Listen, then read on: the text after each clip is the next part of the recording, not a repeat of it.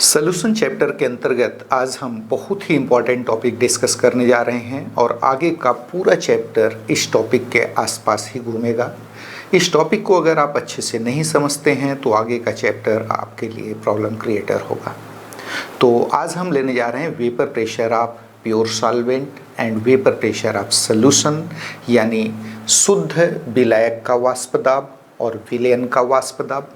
साथ साथ हम यहाँ पर वाष्प दाब से रिलेटेड स्पेशली किसी विलयन में वाष्पशील घटक के वाष्प दाब से रिलेटेड राउल्ट्स लॉ की बात करेंगे। That is Raoult's law about vapour pressure of A volatile component in solution. इसको भी हम डिस्कस करेंगे।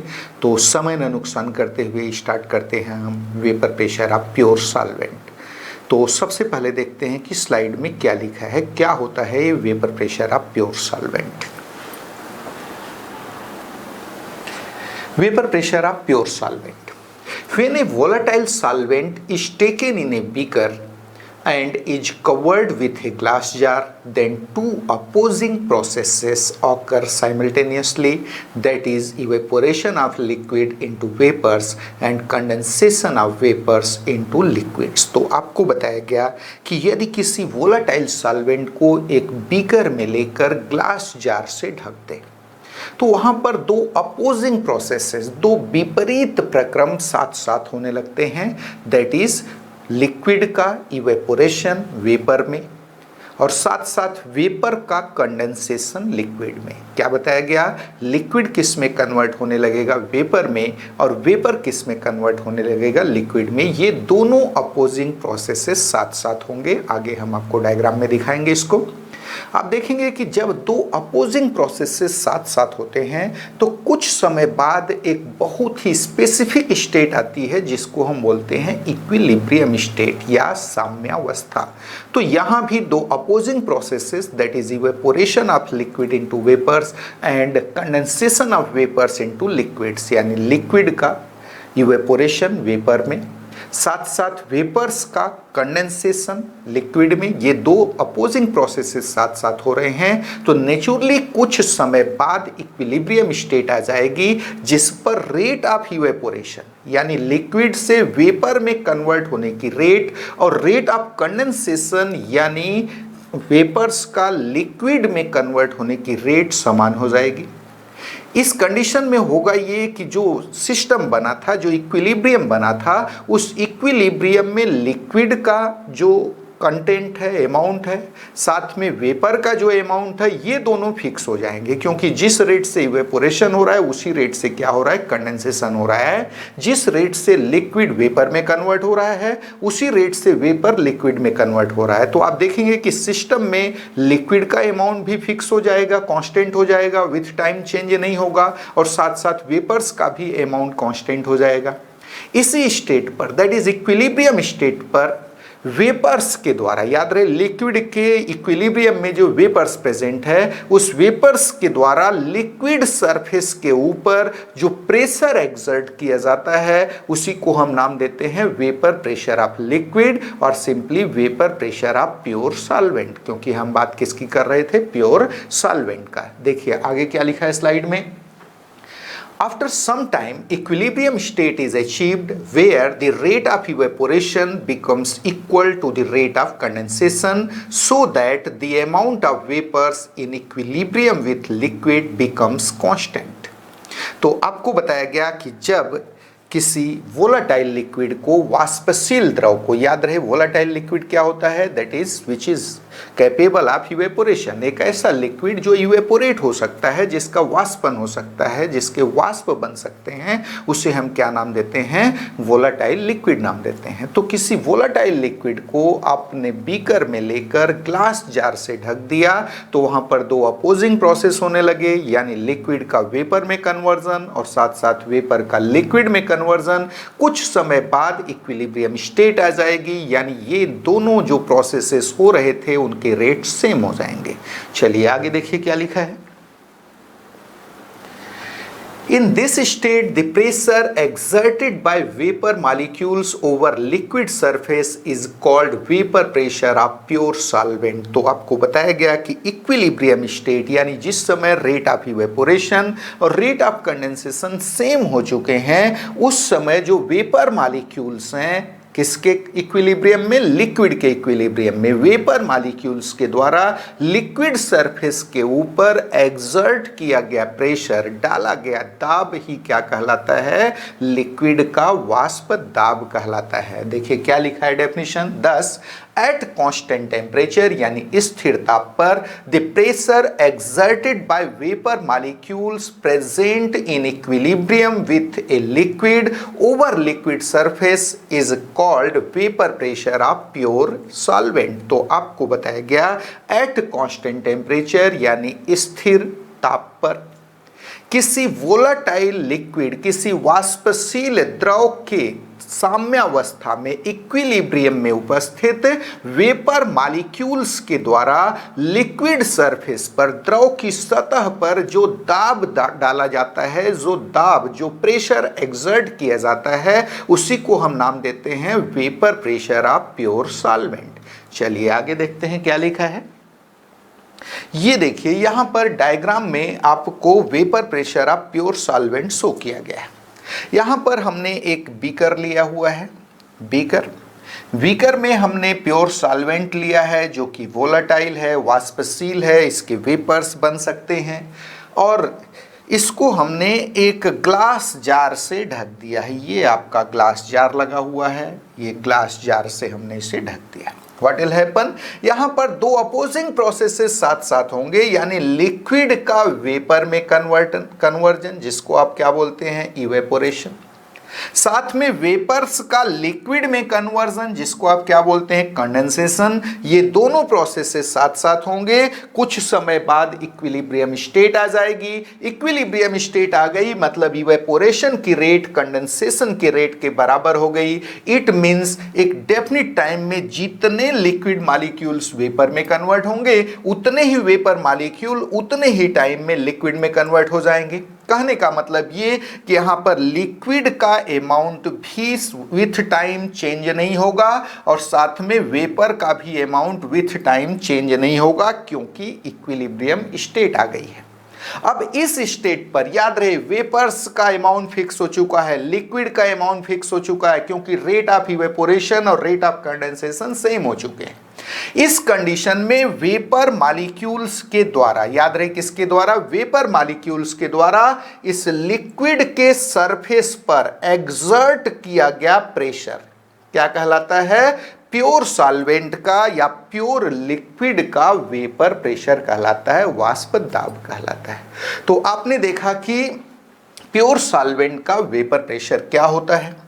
अब हम बात करेंगे वेपर प्रेशर ऑफ सॉल्यूशन की। वेपर प्रेशर ऑफ सॉल्यूशन क्या है, मान लीजिए इसी प्योर सॉल्वेंट में कोई नॉन वोलाटाइल सॉल्यूट मिला दिया, सॉल्यूशन बन जाएगा। याद रहे क्या कंडीशन हमने लिया, सॉल्वेंट है वोलाटाइल जिसके वेपर्स बन सकते हैं, जबकि सॉल्यूट जो हमने इसमें मिलाया है सॉल्यूशन बनाने के लिए, उसमें हमने एक सॉल्यूट मिलाया, जो सॉल्यूट मिलाया वह नॉन वोलाटाइल है, अवाष्पशील है।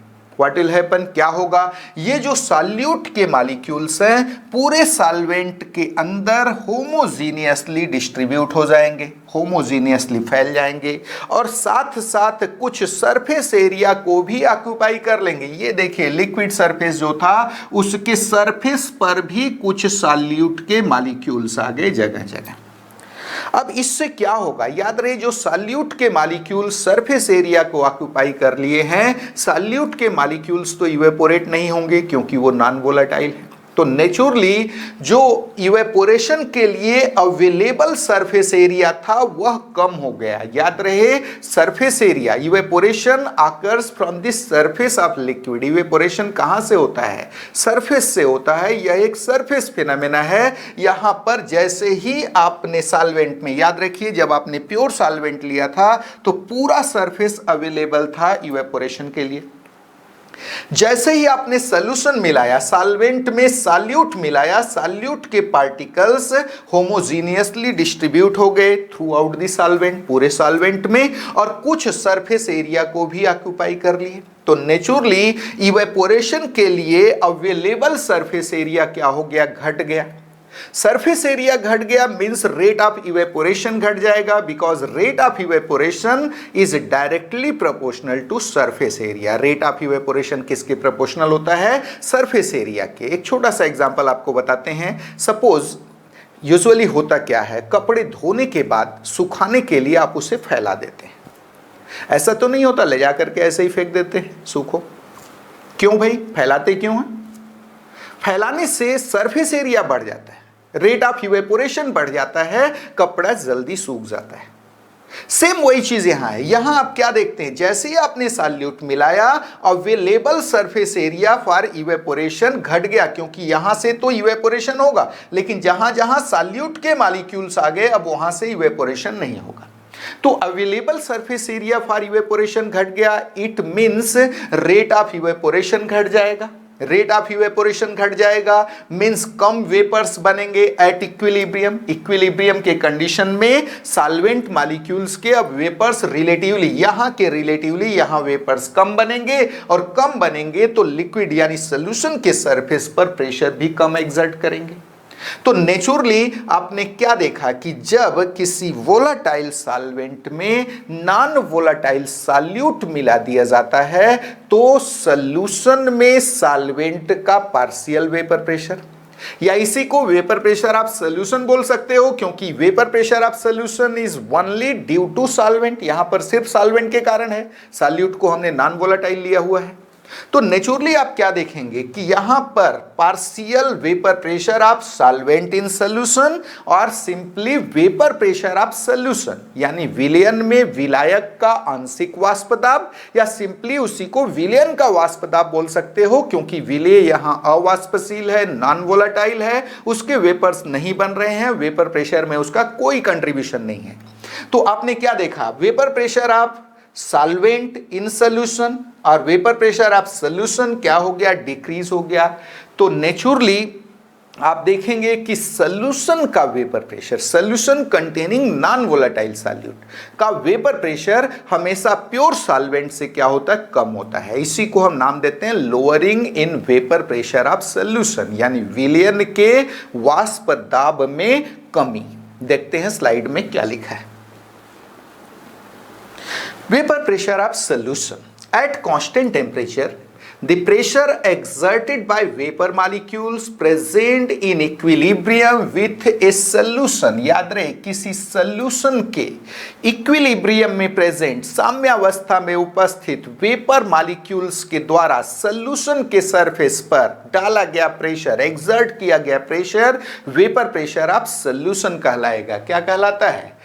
At constant temperature, स्थिर ताप पर the pressure exerted by vapor molecules present in equilibrium with a solution is called vapor pressure of solution, यानी स्थिर ताप पर किसी विलयन के साम्यावस्था में उपस्थित वेपर मॉलिक्यूल्स यानी वाष्प के अणुओं द्वारा विलयन की सतह पर सॉल्यूशन के सरफेस पर डाला गया दाब, एक्सर्टेड प्रेशर क्या कहलाता है, वेपर प्रेशर ऑफ सॉल्यूशन, यानी विलयन का वाष्प दाब कहलाता है। चलिए आगे बढ़ते हैं। फिर a non volatile solute is added to a volatile solvent, the solute molecules get homogeneously distributed amongst solvent molecules and some of the surface area of solvent is occupied by solute molecules. Thus, available surface area for evaporation gets decreased and relatively lesser vapor molecules are formed at equilibrium, so that the vapor pressure of solution gets decreased. Thus, vapor pressure of solution containing non-volatile solute is always lesser than the vapor pressure of pure solvent. तो आपको बताया गया जब volatile solvent में कोई non volatile solute मिलाया जाता है, तो जो सॉल्यूट होता है वह पूरे सॉल्वेंट में होमोजीनियसली डिस्ट्रीब्यूट हो जाता है, कुछ सरफेस एरिया को भी कवर कर लेता है। इससे होगा क्या, available surface area for evaporation यानी वाष्पन के लिए उपलब्ध सतही क्षेत्रफल घट जाता है, रेट ऑफ इवेपोरेशन यानी वाष्पन की दर घट जाती है, एट इक्विलिब्रियम लेशर वेपर्स बनते हैं, तो नेचुरली सोल्यूशन के ऊपर लेशर प्रेशर एग्जर्ट करेंगे because pressure is directly proportional to number of gaseous molecules. आप पढ़े हैं PV equals to nRT। Clear है? अब आपने यहां देखा कि जो solution containing non volatile solute का वेपर प्रेशर है वह प्योर सॉल्वेंट के वेपर प्रेशर से हमेशा कम होगा। क्लियर है? क्योंकि जब वोलेटाइल सॉल्वेंट में नॉन वोलेटाइल सॉल्यूट मिलाया जा रहा है तो सॉल्यूशन का वेपर प्रेशर या सॉल्यूशन में सॉल्वेंट का पार्शियल वेपर प्रेशर क्या हो जाता है? डिक्रीज हो जाता है। तो नेचुरली सॉल्यूशन का वेपर प्रेशर प्योर सॉल्वेंट के रिस्पेक्टिव क्या होगा? कम होगा। चलिए आगे बढ़ते हैं। No lowering in vapour pressure, already बताया जा चुका है कि solution containing non volatile solute का वेपर प्रेशर प्योर सॉल्वेंट से क्या होता है? हमेशा कम होता है। मींस जब प्योर सॉल्वेंट में सॉल्यूट मिला रहे हैं, नॉन वोलेटाइल सॉल्यूट मिला रहे हैं, तो वेपर प्रेशर डिक्रीज हो जा रहा है। इसी को हम नाम देते हैं lowering in vapour pressure of pure solvent in solution, या simply lowering in vapour pressure of solution बोलते हैं। विलयन के वाष्प दाब में कमी। देखते हैं स्लाइड में क्या लिखा है। Lowering in vapor pressure when a non-volatile solute is added to a volatile solvent, the partial vapor pressure of solvent in solution, that is vapor pressure of solution, gets decreased. This is called lowering in vapor pressure of solution. चलिए late मान लिया vapour pressure of a pure solvent A is P0A। किसी pure solvent A का, capital A को, पूरे chapter में हम A को सॉल्वेंट लेंगे और B को सॉल्यूट लेंगे, ये याद रहे। तो किसी प्योर सॉल्वेंट A का पार्शियल A का वेपर प्रेशर कितना है? P0A है। क्या लिखा है? लेट मान लिया vapour pressure of a pure volatile solvent, शुद्ध वाष्पशील विलायक का वेपर प्रेशर कितना है? P0A है।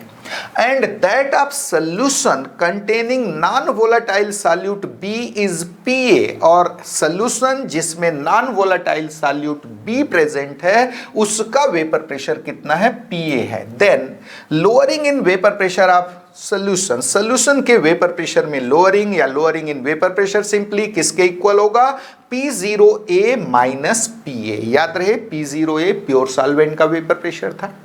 जैसे ही उसमें आपने सॉल्यूट मिलाया वेपर प्रेशर घटकर PA हो गया, तो लोअरिंग इन वेपर प्रेशर कितना होगा? P0A minus PA। तो क्या मिला? Lowering in vapour pressure equals to P0A minus PA। Lowering in vapor pressure of solution depends upon the amount of solute added.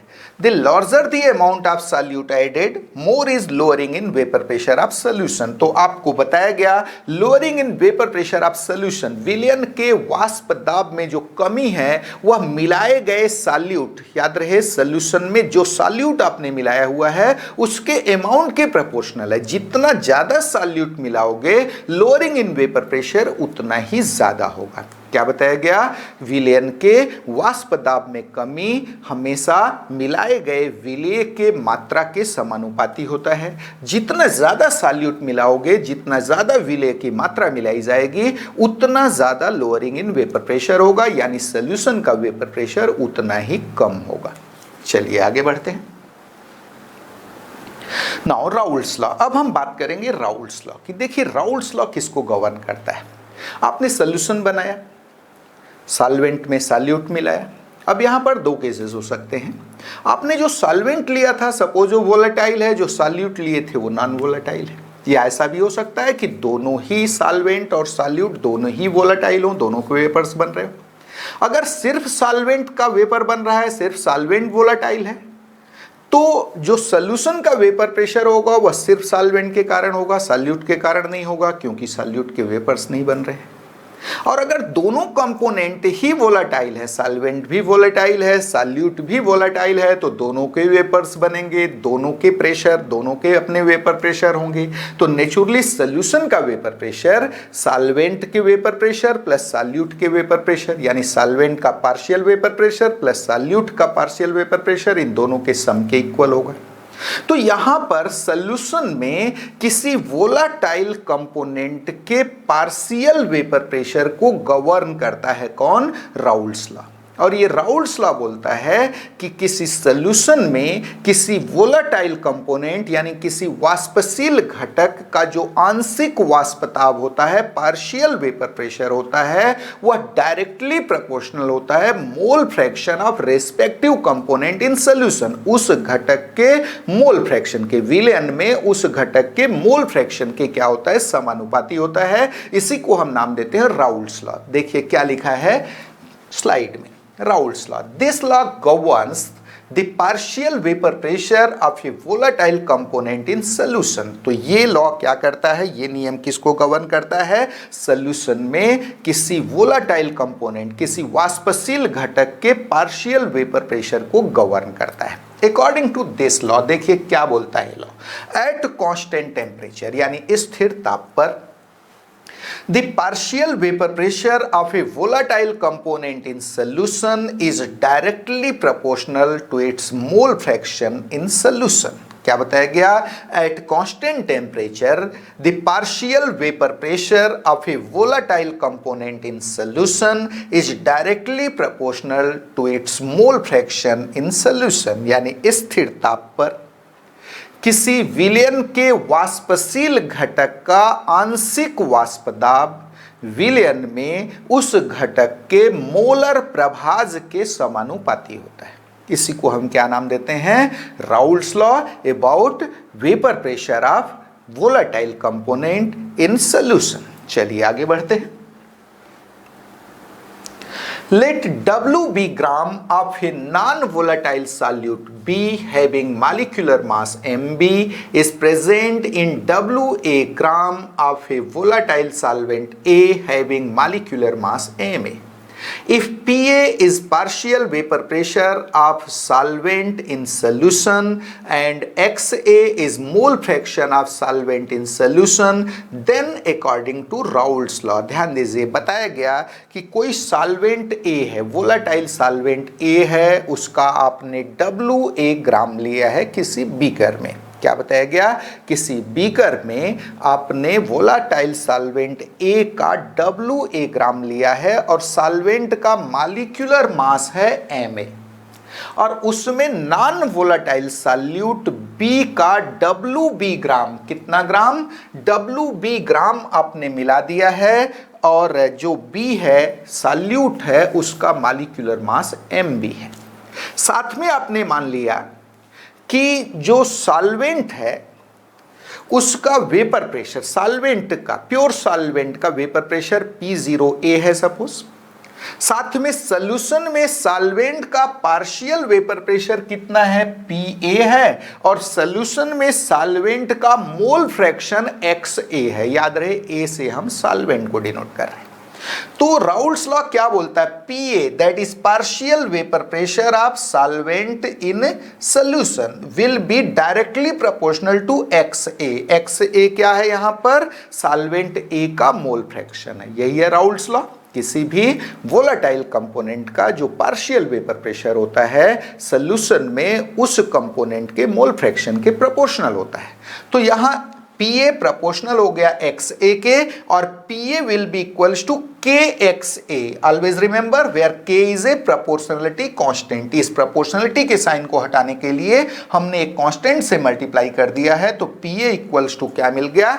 Kxa मिल गया, where K is a proportionality constant, जहां K एक समानुपातिक स्थिरांक है। चलिए आगे बढ़ते हैं। इफ Xa इक्वल्स टू 1, अगर हम Xa को 1 ले लें, यानी सॉल्वेंट प्योर फॉर्म में है, आपको मालूम है बाइनरी सॉल्यूशन के लिए Xa plus Xb equals to 1 होता है, पिछले लेक्चर में आपको बताया गया था। तो नेचुरली अगर Xa हमने 1 ले लिया, यानी सॉल्वेंट का मोल फ्रैक्शन हमने 1 ले लिया, तो नेचुरली सॉल्वेंट प्योर फॉर्म में आ गया, उसमें सॉल्यूट नहीं है। तो आपने क्या देखा? If Xa equals to 1, this is for pure solvent, then क्या मिलेगा? Pa will be equals to P0A that's equals to K। थोड़ा सा आप बैक जाइए, ये देखिए, अगर आपने Xa का वैल्यू क्या ले लिया? 1 ले लिया तो Pa इक्वल्स टू K हो जाएगा।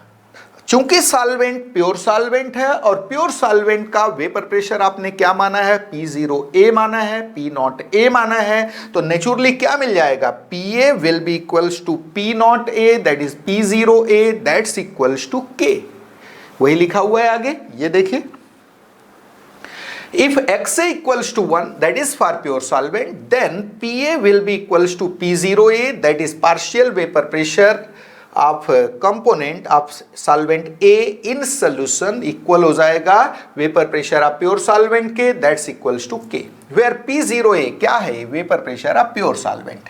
दस Pa इक्वल्स टू, ध्यान दीजिए पिछले एक्सप्रेशन में K की जगह हम क्या लिख सकते हैं, K की जगह P0A लिख सकते हैं, तो क्या मिल जाएगा अपने को, Pa equals to P0A XA मिल जाएगा। This is mathematical form of Raoult's law. Raoult's law का आपको मैथमेटिकल फॉर्म मिल गया, Pa equals to P0A XA, यानी सॉल्यूशन में किसी वोलाटाइल कंपोनेंट का पार्शियल वेपर प्रेशर इक्वल होता है उस कंपोनेंट के प्योर, उस मतलब जो है उस सॉल्वेंट जो भी आपने कंसीडर किया है कंपोनेंट, उस कंपोनेंट के प्योर फॉर्म में जो वेपर प्रेशर है multiplied by mole fraction of respective component in solution. Solution में उस कंपोनेंट का मोल फ्रैक्शन, इन दोनों का हमको प्रोडक्ट लेना पड़ेगा, गुणनफल लेना पड़ेगा। क्या मिला अपने को, Pa equals to P0A XA।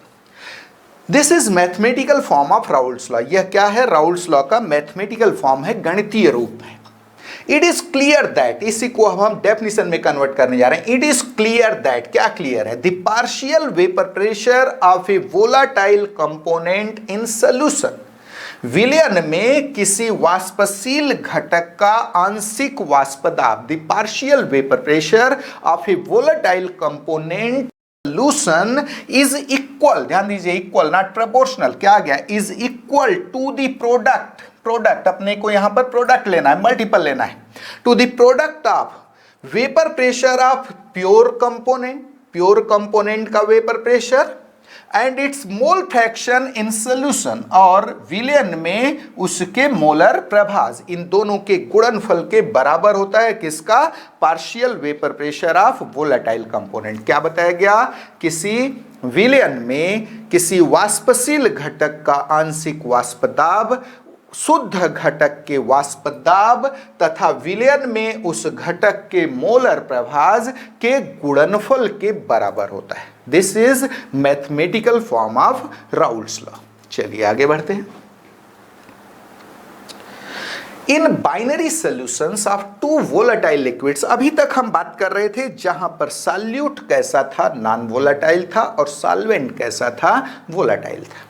अब हम एक ऐसा सॉल्यूशन लेने जा रहे हैं जिसमें दो लिक्विड हैं और दोनों ही वोलेटाइल हैं, ए और बी दोनों लिक्विड हैं, दोनों वोलेटाइल हैं। तो जैसे हमको मिला Pa equals to P0A XA, वैसे ही हमको सॉल्यूट के लिए मिल जाएगा Pb equals to P0B XB।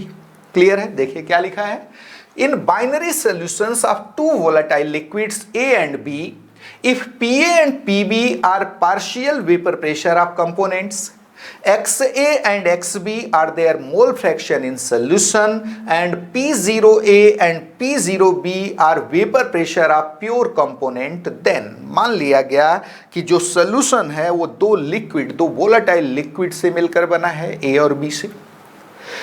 Solution में A और B के पार्शियल वेपर प्रेशर्स Pa और Pb हैं, इनके प्योर फॉर्म में वेपर प्रेशर्स P0A और P0B हैं, और सॉल्यूशन में इनके मोल फ्रैक्शंस XA और XB हैं, A और B के रेस्पेक्टिवली। देन क्या मिलेगा, Pa equals to P0A XA, in the same way Pb will be equals to P0B XB।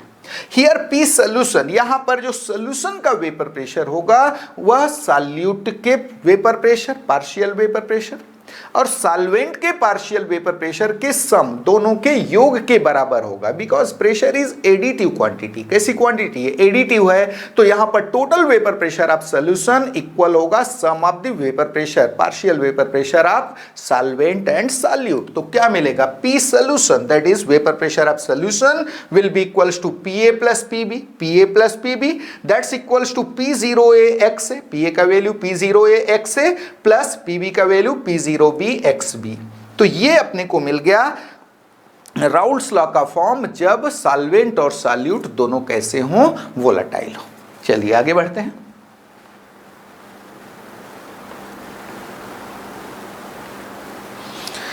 If partial vapor pressure of components are plotted against their respective mole fractions in solution, then straight lines are obtained. आपको मिला कि Pa equals to P0A XA, Pb equals to P0B XB, Raoult's law का mathematical form, जहां solvent और solute दोनों कैसे हैं, volatile है। अब अगर हम डिफरेंट कंपोनेंट्स जो हैं यानी ए और बी, इनके पार्शियल वेपर प्रेशर्स को इनके रेस्पेक्टिव मोल फ्रैक्शन के साथ प्लॉट करें, एक ग्राफ खींचें, तो यहां स्ट्रेट लाइंस मिलते हैं। क्या मिलते हैं? स्ट्रेट लाइंस मिलते हैं। देखिए ये ग्राफ आपको दिखाया गया है, यहां पर इस एक्सिस पर यहां हम partial vapour pressure of A, component ए का, दैट इज सॉल्वेंट ए का पार्शियल वेपर प्रेशर पीए डिनोट कर रहे हैं इस एक्सिस पर।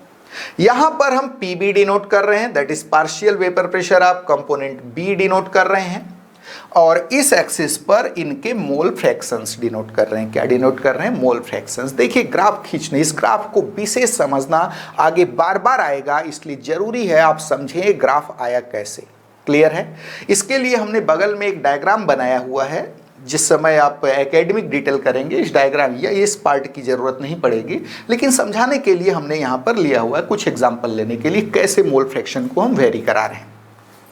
तो यहाँ पर हम दोनों कंपोनेंट जो ए और बी थे, दोनों वोलेटाइल थे, उनके पार्शियल वेपर प्रेशर्स यानी पीए और पीबी को प्लॉट करने जा रहे हैं उनके रेस्पेक्टिव मोल फ्रैक्शन के साथ। चलिए स्टार्ट करते हैं। सबसे पहले यहां पर देखिए, यहां से हम ग्राफ की शुरुआत कर रहे हैं। इस एक्सिस पर मोल फ्रैक्शन है, यहां हम partial vapour pressure of A show कर रहे हैं, यहां partial vapour pressure of B that is PB show कर रहे हैं। सपोज XA इक्वल्स टू 1, ये कंडीशन यहां दिखाया गया है। सिर्फ आपने बीकर में सॉल्वेंट ए लिया है प्योर फॉर्म में, उसमें सॉल्यूट नहीं मिलाया है, दैट इज XA इज 1। ध्यान दीजिए XA इक्वल्स टू 1 है और XB इक्वल्स टू 0 है, यानी इसमें आपने सॉल्यूट B नहीं मिलाया है, सेकेंड कंपोनेंट नहीं मिलाया गया है, पहला कंपोनेंट अपने प्योर फॉर्म में। तो जो भी वेपर प्रेशर होगा वो सिर्फ ए के कारण होगा, और उसी को आप क्या नाम देते हो? Vapour pressure of pure component. तो ये इस समय vapour pressure of A maximum था एंड दैट इज P0A। कितना था? P0A। P0A से डिनोट किए, ये हाईएस्ट था। अब सेकेंड कंडीशन ध्यान दीजिए, आपने पहले केस में 1000 ml ए लिया था। क्या लिया था? कंपोनेंट ए का कितना? 1000 ml, 1 लीटर आपने लिया हुआ था। जो वेपर प्रेशर था ए का, that is vapour pressure of pure component A, P0A से डिनोट किया, जो कि मैक्सिमम कंडीशन में था। अब आप सेकेंड कंडीशन लेने जा रहे हैं, उसी में आपने ए का प्रपोर्शन कम कर दिया। इस बार ए आपने 999 ml ए लिया और बी का उसमें 1 ml मिला दिया। कितना ml? 1 ml। थोड़ा सा आपने बी मिला दिया, 1 ml। What will happen? आप देखेंगे कि ए का जो मोल फ्रैक्शन 1 हुआ करता था वो डिक्रीज हो गया, और बी का मोल फ्रैक्शन जो 0 हुआ करता था वो थोड़ा सा इंक्रीज हो गया, थोड़ा सा आपने मिला दिया उसमें। तो व्हाट विल हैपन? ध्यान दीजिए, ये जो कंडीशन था XA1 XB0, उस समय वेपर प्रेशर P0A था। जैसे ही आपने उसमें थोड़ा सा B मिलाया, A के साथ साथ थोड़ा सा A का प्रपोर्शन कम कर दिया और B का प्रपोर्शन 0 से बढ़ा दिया, तो उससे क्या हुआ? जो A का वेपर प्रेशर था वह पार्शियल वेपर प्रेशर अब डिक्रीज होने लगा, और जो B का वेपर प्रेशर 0 हुआ करता था वो थोड़ा सा इंक्रीज हो गया। ध्यान दीजिए, शुरू में A का वेपर प्रेशर हाईएस्ट था P0A, और B का वेपर प्रेशर 0 था क्योंकि XB आपने 0 लिया है। जैसे ही आपने A का वेपर प्रेशर, A का प्रपोर्शन घटाया, मोल फ्रैक्शन घटाया, क्या होगा? ग्राफ थोड़ा सा ये नीचे गया और ये 0 से थोड़ा ऊपर आया। अब तीसरे एक्सपेरिमेंट में क्या किया आपने? ए को और घटा दिया, 998 ml ले लिया और बी का 2 ml कर दिया, बी को थोड़ा सा और बढ़ा दिया। क्या होगा? ए थोड़ा और नीचे आ जाएगा, बी थोड़ा और ऊपर चला जाएगा। इस तरीके से ग्राफ मूव करते करते यही ट्रेंड आप फॉलो करते जाइए, ए के प्रपोर्शन को, ए के मोल फ्रैक्शन को घटाते जाइए और बी के मोल फ्रैक्शन को बढ़ाते जाइए। व्हाट विल हैपन, ए का पार्शियल वेपर प्रेशर घटता चला जाएगा और बी का पार्शियल वेपर प्रेशर बढ़ता चला जाएगा। इस एक्सिस पर यहां देखिए पीबी शो कर रहे हैं, यहां क्या शो कर रहे हैं, पीए शो कर रहे हैं। अब ये करते करते एक कंडीशन ऐसा आएगा कि सॉल्यूशन में बी प्योर फॉर्म में आ जाएगा और ए घटते घटते क्या हो जाएगा, जीरो हो जाएगा। ये देखिए ए का पार्शियल वेपर प्रेशर पीए घटते घटते क्या हो गया, जीरो हो गया और बी का पार्शियल वेपर प्रेशर बढ़ते बढ़ते अपने हाईएस्ट वैल्यू पर पहुंच गया, पी जीरो बी पर पहुंच गया। यानी यहां पर अब बी प्योर फॉर्म में है, ए उसमें बिल्कुल नहीं है। तो कंडीशन क्या मिल गया, एक्स बी इक्वल्स टू 1 हो गया। जो एक्स बी इक्वल्स टू 0 हुआ करता था, यहां तक पहुंचते पहुंचते एक्स बी इक्वल्स टू 1 हो गया और एक्स ए जो 1 हुआ करता था वो कितना हो गया, 0 हो गया। तो ये ग्राफ मिला। आप देख सकते हैं कि पार्शियल वेपर प्रेशर किसी भी कंपोनेंट का उसका मोल फ्रैक्शन घटने के साथ घटता है, जबकि बढ़ने के साथ बढ़ता है। बी का मोल फ्रैक्शन हम बढ़ा रहे थे तो उसका पार्शियल वेपर प्रेशर बढ़ता गया, ए का मोल फ्रैक्शन हम घटा रहे थे, उसका पार्शियल वेपर प्रेशर क्या होता गया, घटता गया। यहां किसी भी कंपोजिशन के लिए सॉल्यूशन का वेपर प्रेशर क्या होगा वो भी आपको दिख रहा है। ये वेपर प्रेशर आप सॉल्यूशन के लिए लाइन शो किया गया, पी सॉल्यूशन इक्वल होगा पीए प्लस पीबी के। किसके इक्वल होगा, पीए प्लस पीबी। ग्राफ पर विशेष ध्यान दीजिए, कॉम्पिटिटिव एग्जाम में बहुत पूछा जाता है ग्राफ, बहुत ही इंपॉर्टेंट है। आईआईटी लेवल का क्वेश्चन इस ग्राफ से उठाता है। क्लियर है? अब ध्यान दीजिए, मान लीजिए कि इस कंपोजिशन के करिस्पॉन्डिंग, इसके करिस्पॉन्डिंग हम जानना चाहते हैं, इस कंपोजिशन के करिस्पॉन्डिंग हम जानना चाहते हैं कि सॉल्यूशन का वेपर प्रेशर क्या होगा। तो इसके करिस्पॉन्डिंग सॉल्यूशन का वेपर प्रेशर ये होगा। याद रहे, इसमें आपको ये देखना पड़ेगा कि कितना कंपोनेंट किसके कारण आएगा, सॉल्यूट के कारण आएगा, कितना सॉल्वेंट के कारण। तो यहां पर ध्यान दीजिए, इसमें कंट्रीब्यूशन सॉल्वेंट का कितना होगा, ये कंट्रीब्यूशन सॉल्वेंट का होगा और ये जो कंट्रीब्यूशन है वो सॉल्यूट के कारण होगा। ये total vapour pressure of solution होगा, इतना। क्लियर है? तो इस तरीके से ये इस ग्राफ से बहुत सारे क्वेश्चंस पूछे जाते हैं। आगे हम न्यूमेरिकल सेक्शन की बात करेंगे, आईआईटी सेक्शन की जब बात करेंगे तो देखेंगे कि किस टाइप के क्वेश्चंस यहाँ से निकलता है। यहाँ पर आपको इनको क्वेश्चन मार्क करके शो करता है कि कौन किसको शो कर रहा है, किसके पार्शियल वेपर प्रेशर को कौन शो कर रहा है, इस टाइप के क्वेश्चंस आते हैं। तो खैर हम बाद में डिस्कस करेंगे इसको। अभी हमने आपको राउल्ट्स लॉ का ग्राफ दिखाया, आपने साफ साफ देखा कि किसी भी कंपोनेंट का जो पार्शियल वेपर प्रेशर होता है, वोलेटाइल कंपोनेंट का पार्शियल वेपर प्रेशर, वह डायरेक्टली प्रोपोर्शनल होता है उस कंपोनेंट के मोल फ्रैक्शन के इन सॉल्यूशन। और जैसे जैसे किसी कंपोनेंट का मोल फ्रैक्शन घटता जाता है, उस कंपोनेंट का पार्शियल वेपर प्रेशर घटता जाता है और जिस कंपोनेंट का मोल फ्रैक्शन आप बढ़ाते हो उसका पार्शियल वेपर प्रेशर क्या होता है, बढ़ता चला जाता है। तो ये आपका ग्राफ था, plot of partial vapour pressure of components against their respective mole fractions. Clear है? Yes, from the plot it is clear that vapor pressure of solution is always in between the vapor pressure of pure components। Graph में ध्यान दीजिए आप, ये देखिए graph में आप देख सकते हैं कि वेपर प्रेशर ऑफ सॉल्यूशन हमेशा vapour pressure of pure component का वेपर प्रेशर, ये किसका है, सॉल्वेंट का, सपोज ए का, और ये इसके करस्पॉन्डिंग है सॉल्यूट का, इनके हमेशा बीच है। Vapour pressure of solution is always in between the vapour pressure of pure components. Clear है? क्या लिखा है, if partial vapour pressure of components, sorry आगे बढ़ते हैं।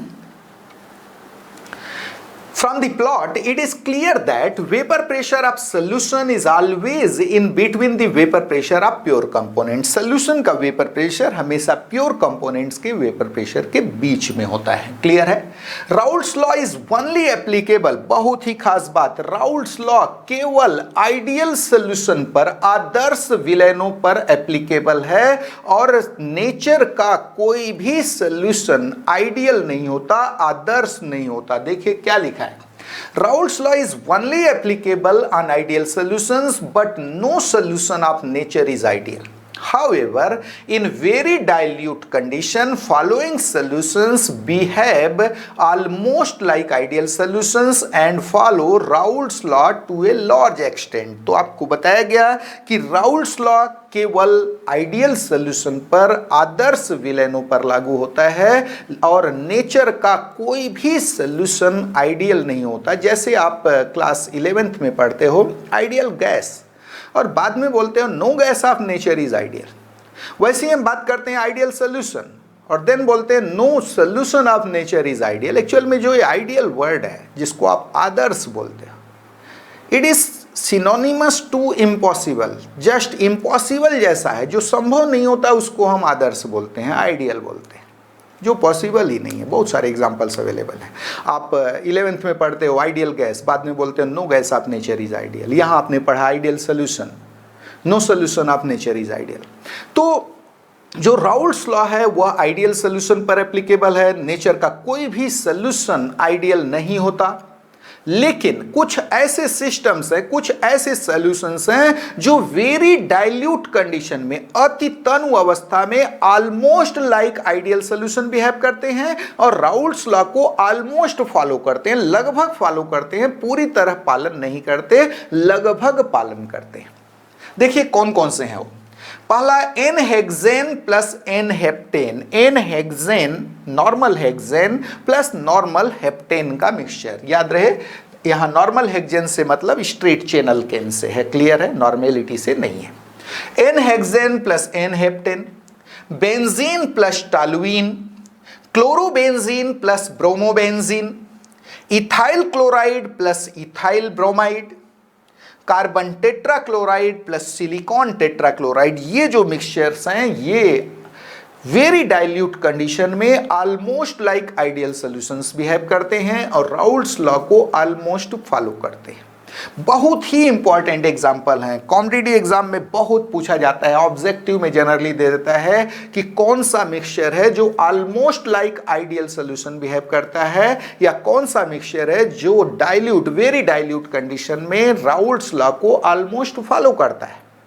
तो ऑलमोस्ट लाइक आइडियल सॉल्यूशंस के एग्जांपल्स आपके सामने हैं, n hexane plus n heptane, benzene plus toluene, chlorobenzene plus bromobenzene, ethyl chloride that is chloroethane plus bromoethane, ethyl bromide, carbon tetrachloride plus silicon tetrachloride. ये सब एग्जांपल्स हैं किसके, ideal solutions की, जो ऑलमोस्ट आइडियल सॉल्यूशंस जैसा behave करते हैं in very dilute condition. Examples you have to learn it, आपको रटना है, कॉम्पिटिटिव एग्जाम में पूछा जाता है। चलिए, तो आज के लेक्चर में बस इतना ही। आज आपने देखा कि vapour pressure of pure solvent क्या होता है, वेपर प्रेशर ऑफ सोल्यूशन क्या होता है, lowering in vapour pressure of solution किसको बोलते हैं, और साथ में आपने देखा कि partial vapour pressure of A volatile component in solution के लिए जो राउल्ट्स लॉ दिया गया है वो क्या होता है और यहाँ जो ग्राफ मिलता है वो कैसा होता है। क्लियर है? तो आज बस इतना ही। नेक्स्ट लेक्चर में हम बात करेंगे ideal and non ideal solutions की और साथ में बात करेंगे राउल्ट्स लॉ से डेविएशन की। तो आज बस इतना ही। Thank you.